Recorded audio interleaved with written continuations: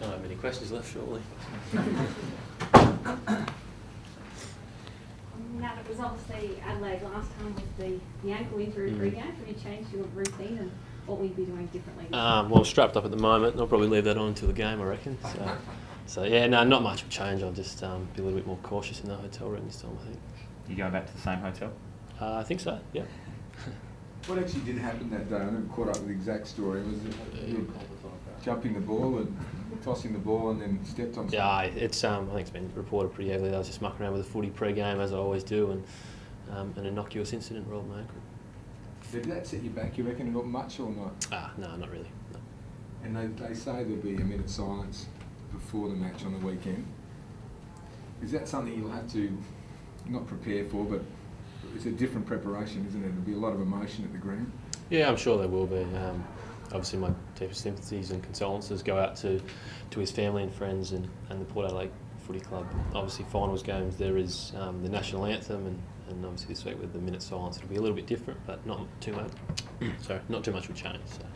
Do you feel you guys are better prepared coming into this week than you were when you played Adelaide last time? Obviously, with better personnel and form-wise as well. Yeah, slightly. I think I'm probably the only one. There might be a couple others that come into this team, but obviously we had a solid win on the weekend, and Adelaide are a quality team, and we're well prepared, I think, but we'll take the same preparation in this week as we do every week. And as a player heading into finals, what does it mean to be playing finals? These are the big matches, I suppose, you wait all season for this. Yeah, it's great to be alive at this time of the year. This will be my fourth final, and really enjoyed the experience last week, and each game that I play I get a little bit more experience under the belt and learn to deal with the finals intensity a little bit more, so yeah, I'm really looking forward to it.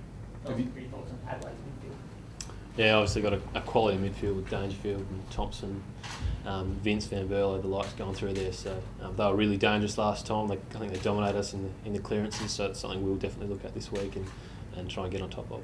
Did you watch it on telly? Yep, watched it. Did you notice anything different watching on TV compared to playing or being on the ground? No, not really. We watch a lot of vision of them, and I've played against them a couple of times before. So, as I said, they're really potent. They use their legs really well and drive out of stoppages, and win a lot of clearances. So, hopefully, with Aaron and Dave and myself and Stephen Hill, we'll be able to sort of get on top in that area. Dangerfield's obviously really important to play them and take the ball, so then you can have him. Do you envisage a head-to-head battle, or are you likely to try someone try to? Yeah, I don't know. I'm sure Ryan will go to someone. Depends who that is. I'm not sure, but yeah, each of us will have our own little battles to play on the day. He's historically got that Thompson and done a really good job, which means somebody then needs to go to Dangerfield. Would you be comfortable going, allowing a team to go head-to-head, do you think, or do you think someone has to prevent him to get the footy so you guys can attack?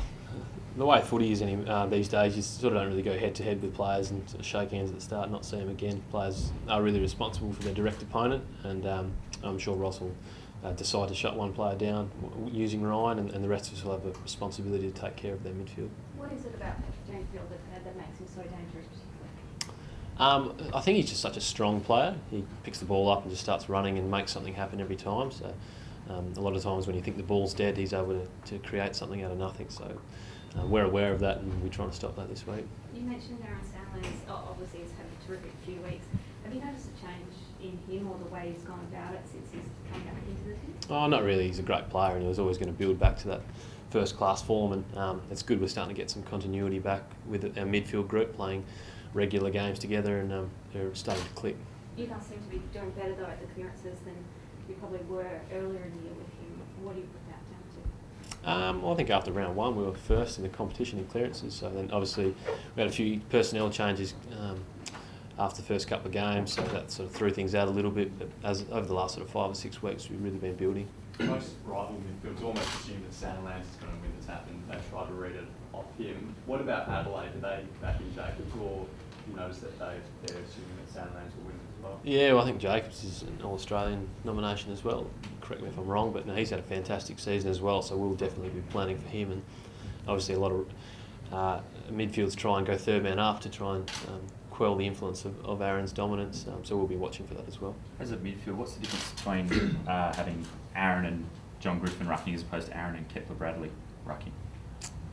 Well, John's a great ruckman in his own right, and we win a lot of taps through him and run a lot of plays through him, so whoever goes in there is their job is to be really competitive and give us first use of the footy if they can. So what does Kepler bring when he rucks? As I said, he's just a competitive beast that goes in there and really tries to either halve or win the footy. Everyone's going as well as it has all year. With you talk about the continuity impact, you got all the blokes in there that you want to be in there. Is this the best it's been for the whole season, do you feel, mate? Yeah, I think it's definitely building. Obviously, we had a fantastic pre-season and started the year off quite well. And as I said, a few personal changes threw a spanner in the works a little bit there. But yeah, I think over the last 5 or 6 weeks we've really been building, and that reflects the whole team's form as well, I think. Now, the whole competition sort of stood up until notice after you win on Saturday night. Do you feel like you might not be able to fly under the radar sort of as much from here on in? I don't think that really matters. Internally, we've got a strong belief, and I think the saying is we play anyone, anywhere, anytime, and we'll take that same ethos against Adelaide this week, regardless of what external opinion is. How much confidence do you get, mate, from having Ross Lyon at the helm with his experience, and he's obviously a very good coach? Have you drawn something from that? We're really confident in the direction that he's taken us and the game plan, and yeah, to have guys like Zach who've played in a lot of finals, yeah, he's a calming influence. But at the end of the day, sort of experience doesn't count for a hell of a lot when great effort really gets the job done. And how does it work with Ross? Does he say, right, your job, Fyfe, is this, and everyone has their job, no one tries to be BAG, they just do their job and then combines to form a great team? Yeah, that's right. We're a team of role players and everyone has their role in the day, and if everyone executes that, then it usually falls our way. Can I just ask you, sorry, one more, just on John McCarthy.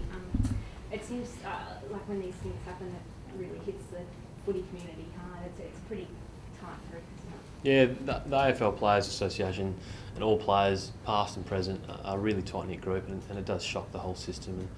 And as I said, my deep sympathies go out to him and his family.